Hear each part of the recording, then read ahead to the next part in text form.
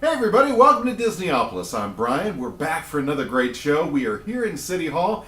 I've got my buddy Paper Duffy over here with the two Mickeys. You know, have you ever noticed how perpetually happy Paper Duffy is?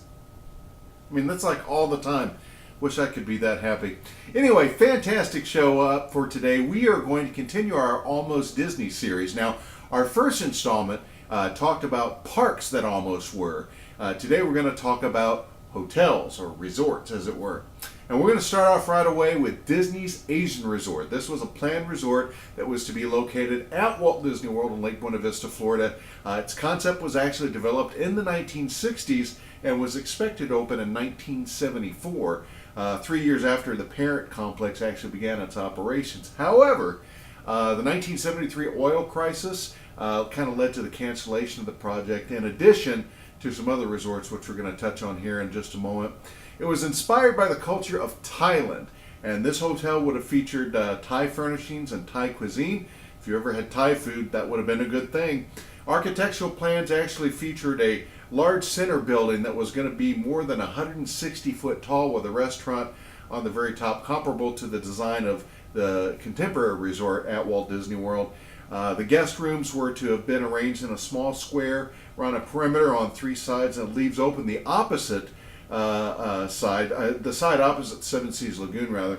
The original plan actually called for 600 rooms, but it was scaled down to 500 rooms in later revisions. And 2/3 of the guest rooms would have been garden or lake views. So if you're a fan of water or a fan of foliage in your hotel room view, this would have been just perfect for you. And 50 suites would have actually been deluxe rooms themed after Thai royalty. So it sounds like a really good idea on paper. During construction of the man-made Seven Seas Lagoon in the late 1960s, there was an empty square-shaped plot of land that was set aside near the lagoon's northwestern shore. And this was going to be for home of the future Asian Resort, which had been advertised actually in Walt Disney World literature before the property even opened in 1971. So this was going to be a thing. And there was an access road that would be named Asian Way, which was created to support the site. Now, it was later renamed Floridian Way when it was announced that the Grand Floridian Resort and Spa was going to be built on the site. Now, construction of that hotel was scheduled to start, as I said, around 1974, with rooms hoping to be open by the year's end.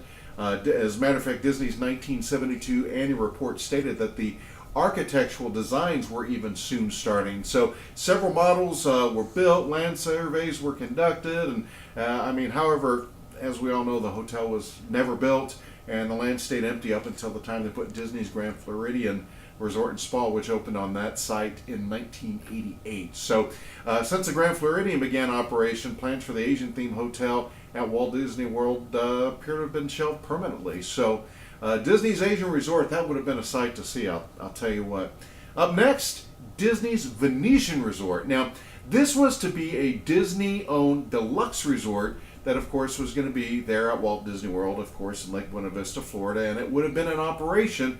It was planned to be in operation October 1, 1971, and it was going to be themed after Venice, Italy, located again on the Seven Seas Lagoon. But the same thing that figuratively and literally sunk Disney's Asian Resort was the same thing that kept this one from coming to fruition, which was the 1973 oil embargo. During that embargo, the resort, along with some others, were never built. In the late 80s and early 90s, Michael Eisner actually thought it would be a good idea to see if they could go ahead and get that built anyway. He saw how well Disney's Grand Floridian Resort was doing. He wanted an even better resort. And the ideas for the Venetian were scrapped, and they were going to come up with Disney's Mediterranean Resort, and the location of the Venetian Resort was selected for the Mediterranean as well. Unfortunately, it was found out that in order to build it, there was going to have to be an extremely deep foundation, and the land they even cleared the land in the late 1990s for the building. Anyway, it was going to be too cost prohibitive. It would have actually been located somewhere in between the Transportation and Ticket Center and the Contemporary Resort near the water bridge. So again, Disney's Venetian Resort, that one never made it to fruition either. Up next, Disney's Parisian Resort, or Persian. It's been that kind of day. Disney's Persian Resort was going to be a themed hotel planned, again, at Walt Disney World in Lake Buena Vista, Florida. Again, the oil crisis of 1973 kind of shut things down. The project was canceled.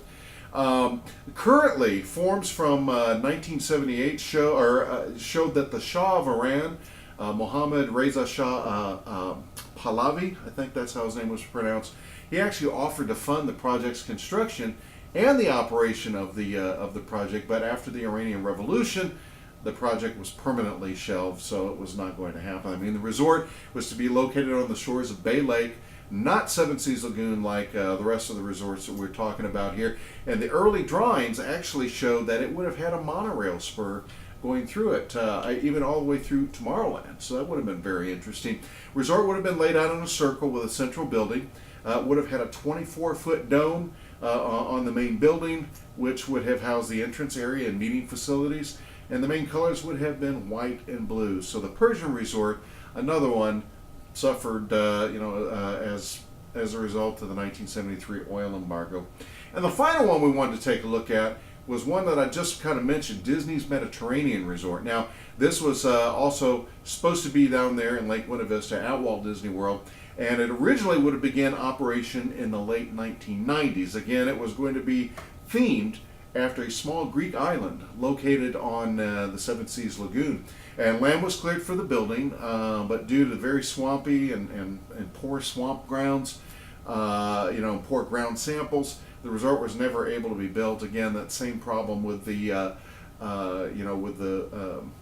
Venetian Resort that we talked about earlier, which is it was too deep. They were going to have to pour too much of a foundation for make it palatable, make it actually workable.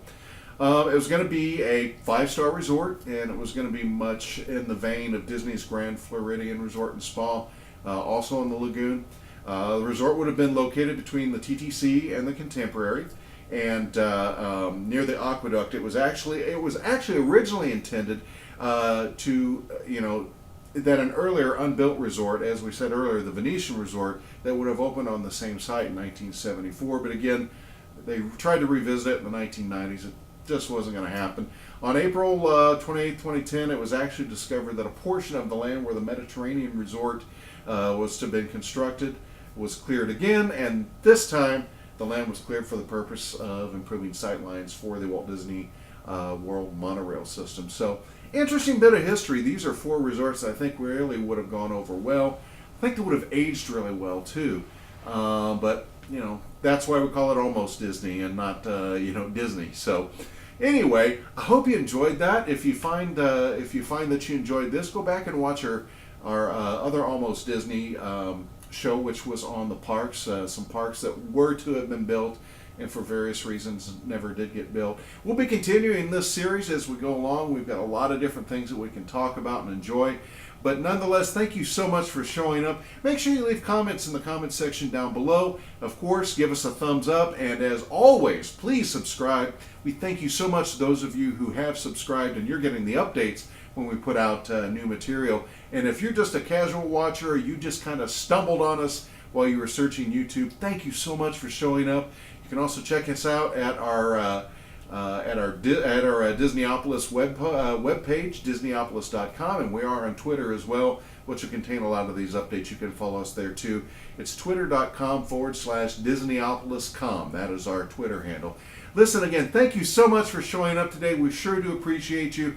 We are Disneyopolis. We are everything Disney all the time, and we'll see you again next time.